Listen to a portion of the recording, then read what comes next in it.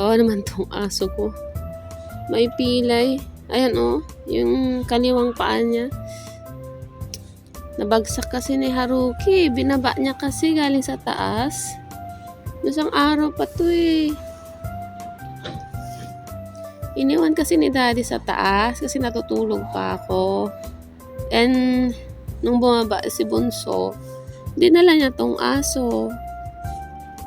Kaya lang, nung bababa na niya,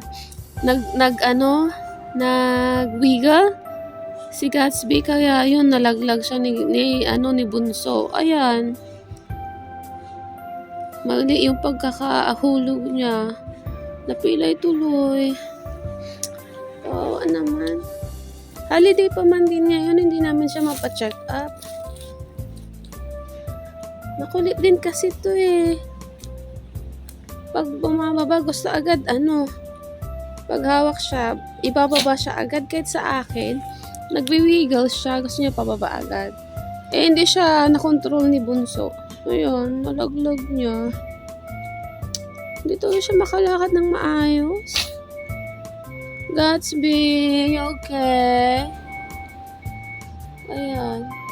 So, pag to nilalabas namin, binubuhat na lang namin siya kasi hirap siya maglakad.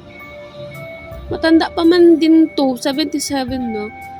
12 years old na siya. Ang bata. Ay, nako. Paano kaya to? Mukha lang siyang baby eh, pero matanda na to eh. Nagagalit ang daddy. Nagagalit ang daddy kasi nag-aalala siya. Galit tuloy siya kay Bunso. Inisip lang kasi nung bata na na baka matuwa kami kasi tumulong siya, ibaba niya si Gatsby. Kasi dati na binababa niya eh. Kaya lang, nagkamali lang talaga ng bagsak tong maliit na na to, bata. Tuloy. Hindi ko alam kung anong gagawin. Wala kasing open na ngayon na bet. Meron sana ngayon kasi Sabado, kaso busy si Daddy. Tapos bukas Linggo. And it's not sure din talaga kung may bukas na na vet ngayon. Kawawa. Ganyan lang. Binaba ko para paihiin pero ayan, umupo lang ang lukong aso. Gatsby, come on? Come on? Come on, can you walk? Ayan oh. Hirap siya.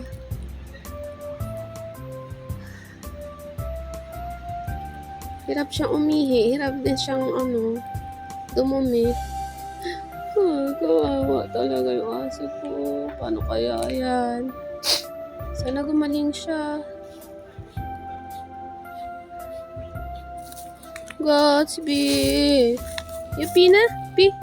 Pi? Yupi? Pi, Gatsby? Malamig pa man din ngayon kasi winter. Lalo siyang hirap. Yupi, Gatsby. Pag umiihi siya ngayon, upo na. Upo na lang. Gatsby, Yupi.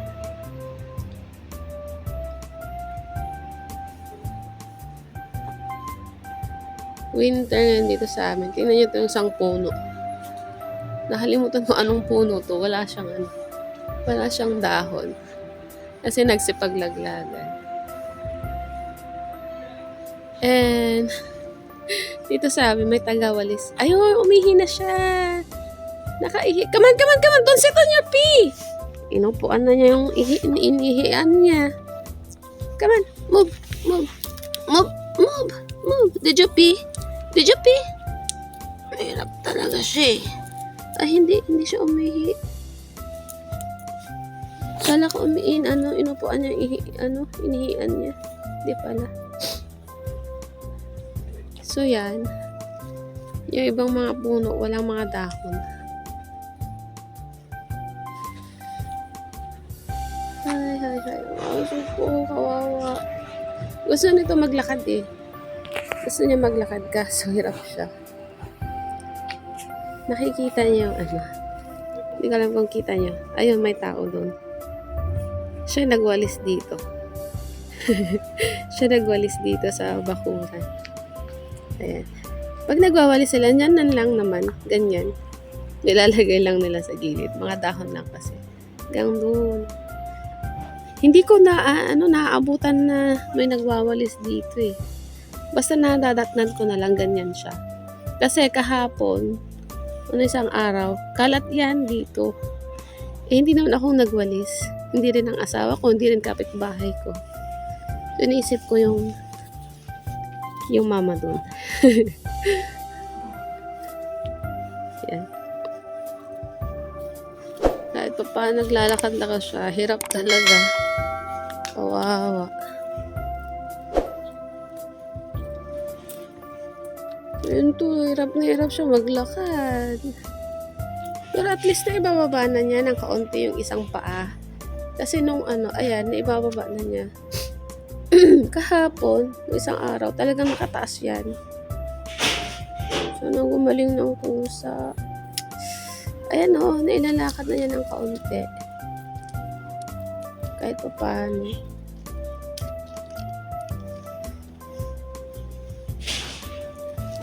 Ay, kawawa naman.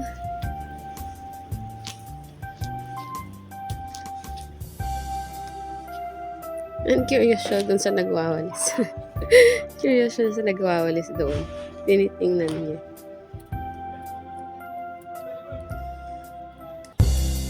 Makulimlim na naman. Alam niyo ba, Pasko dito sa amin. Umuulan.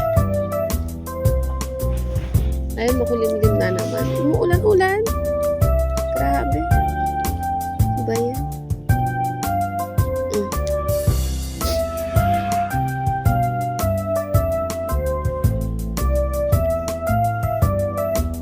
Meron palang dito, guys. Ay, may karatula. Tingnan niyo. Nakasulat dun sa balik. Ayun, sinan. Ano ba? Ayun. Ayan.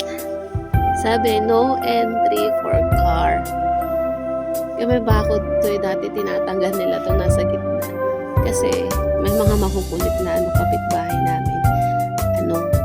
Nagpa-park sila yung illegal parking doon banda. Eh, bawal yan. So, yan. Nilagyan nila to. I mean, matagal naman na to dito. Kaso, natatanggal kasi naiikot yan pababa. So, ginawa nila, ayan, nilagay yan, binalik yan. Buti nga walang walang susi. Kaya yan. Nakapadlock. Tapos nilagyan na lang nila ng ganyan. Pero minsan may makulit pa rin mga kapitbahay. Tinatanggal nila yan, tapos nagpa-park sila dyan. Tsaka doon banda sa kabila. Ayun. Kaso kung gusto talaga ditong maglakad. Kaso hindi niya kaya. Kawawa. Kaso na ito nakikurious siya sa lalaki. Curious talaga siya. So, ayan muna guys. Nakalimutan ko sabihin guys. Ito pala, nakasulat sa Japanese. Ito, Japanese. Ito, dito sa kabila. Ang sulat niya is English. Ito, Vietnam, Korean, tapos Chinese.